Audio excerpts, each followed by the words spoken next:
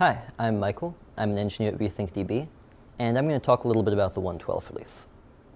So this is a pretty big release. We've been working on it for almost 4 months now, and there's a lot of cool stuff in it. We made a lot of big fixes to the cache. One of the biggest user-facing ones is that instead of having to pick cache sizes for your tables to prevent running over memory into swap, we now pick the cache sizes for you based on usage patterns and how much memory is available on your system. And there's a lot of other under-the-hood stuff like that.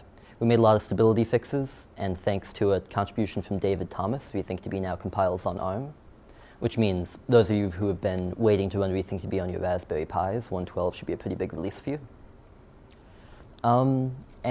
We made a big improvement to the query language, which is we took the sort of panoply of grouped aggregation commands we had and collapsed them down into one simple, easy-to-use group command that's composable and works well with the rest of REQL. So let me go show you an example of that right now. All right, so we're here in the Data Explorer, and I have this table games with a bunch of piloting games in it. Each game has a pilot, a score, and a type, which is either combat or simulation. And the first thing we're going to do is group the games by their pilot. So what this does is you get back one result per pilot, and each result is an array of the games for that pilot. And then what you can do with this is you can tack aggregations on the end. For instance, you can put .average score on the end, and you get the average score for each pilot. And anything you can put after a stream, you can put after group to operate on all the groups.